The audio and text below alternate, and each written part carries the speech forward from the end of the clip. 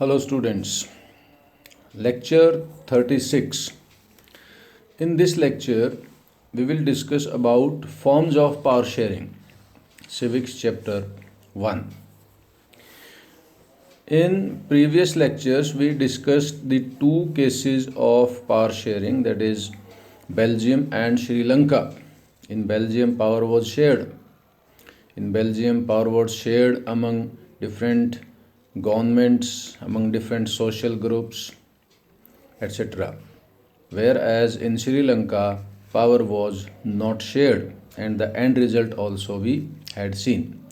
So, in forms of power sharing, the first form of power sharing is among different organs of a democratic government.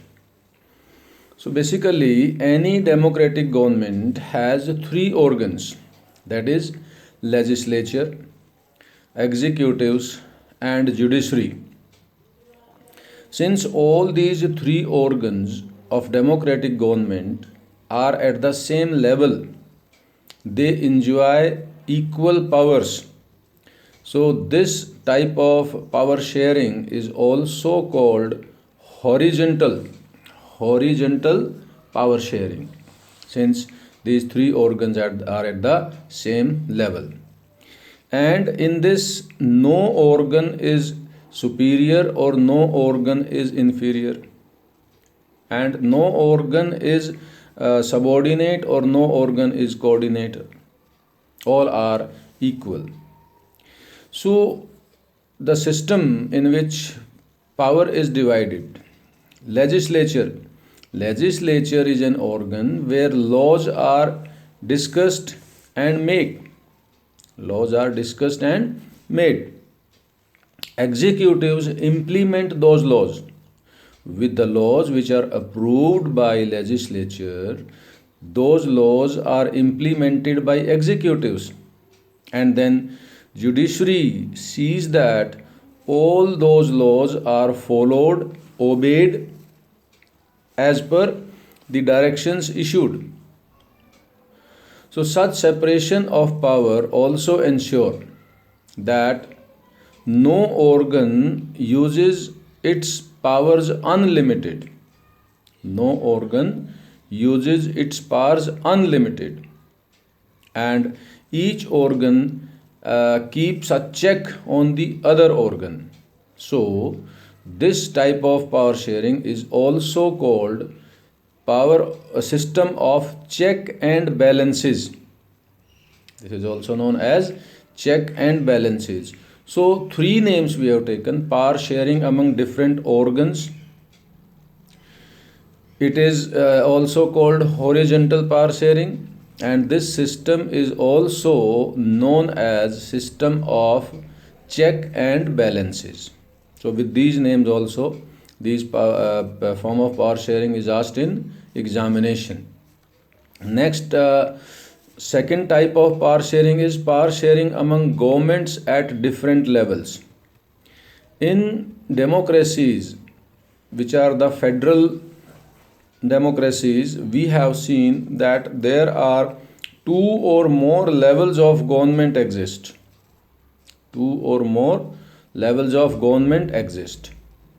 One is the general government for the entire country, that is called union government or the central government. Other governments are at the state level or provincial level, so they are called state governments or the provincial government or regional government. And third, like in the case of India, that is local self-government or the Panchayati Raj. What is called this in Belgium? That is community government. So these are the levels of government. Since central government, being the government for the entire country, tends to be more powerful than state governments and then Panchayati government or the local self-government or the village government. So this makes a vertical from top to down. So this is also called as vertical power sharing. At the top, central government, then downside state government, and then downside local self-government. The central government being the more powerful never means that state governments are subordinate to central government. No, state governments have their own powers and they are free to work as per constitutional parameters without any interference of the central government. Yes, it is the duty of the central government and state governments to distribute powers to panchayat governments and supervise them. Panchayat governments and supervise them. So, this is the second, that is power sharing among different levels of government. Third form of power sharing is power sharing among different social groups. In Belgium case, we had seen that Dutch speaking, French speaking, living in Flemish region and Wallonia region. In case of Sri Lanka, we had seen Sinhala speakers, Tamil speakers, etc. These are called social groups or the linguistic groups. But if we take the case of India, India is very much diverse in this case. India's lingual richness, in India's cultural richness, India's religion wise. So, all religion, all languages, and all regional disparities are taken care into this. So, in some other countries, there is constitutional and legal arrangements where socially weaker sections and women are represented in the legislature and administration. In India also, women's participation is very low. Being 50% of the population of women in India, their political representation is very low in Lok Sabha, Rajya Sabha and the state legislative assemblies. So Indian constitution ensures reserved constituencies in state assemblies and the parliament for scheduled caste and scheduled tribes and other backward classes.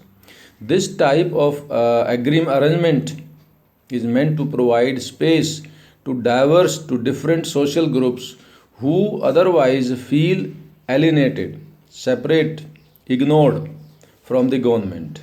This method is used to give minorities a fair chance to remain in power. So this is what is called power sharing in social groups, society groups. So reservation is one example, you can say that it is a kind of power sharing.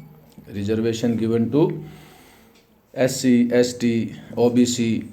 Some reserved seats for women are also kept in Panchayati Raj. Nowadays, many states are exercising 50%. Otherwise, constitutionally, 1/3 seats are mandatorily kept reserved for women. So, this is nothing else but the form of power sharing. And the fourth and the last way of power sharing is among political parties, pressure groups, and movement groups.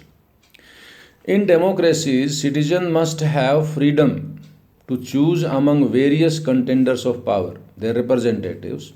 In modern democracies, this takes the form of competition among different political organizations, or you can say popularly known as political parties. This competition ensures that power may not remain in one hand. Power should be divided. In democracies, we also find that interest groups such as those of traders, businessmen, industrialists, farmers, and workers. Nowadays, you see in India all around farmers' agitation against some rules. So, this is also a kind of pressure group, and they try to pressurize government to deal with those laws. Here we are not going to discuss the laws, but the farmers' agitation is to pressurize government. So this is also a kind of power sharing. This also will have a share in governmental power, either through direct participation in government or through bringing influence on decision making process through rallies, through marches, through bans, through protest. So, all these are the four ways in which power is shared. I repeat, first one is power sharing among organs of government, that is, executives,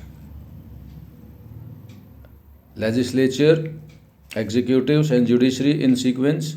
Then power sharing among different levels of government, that is, central government, state government, and Panchayati Raj. Then power sharing among different social groups, and finally the power sharing among different political parties. Among political parties also, after 1990, a multi-party system developed in India. So now multi-party system are taking place since one political party does not get clear majority. In that case, coalition and alliance are formed, and in through that alliance, different political parties come forward to form government. So this is also a kind of power sharing. That's all from this chapter. In the next video, we will discuss the summary of the chapter. Thank you very much. Keep on watching.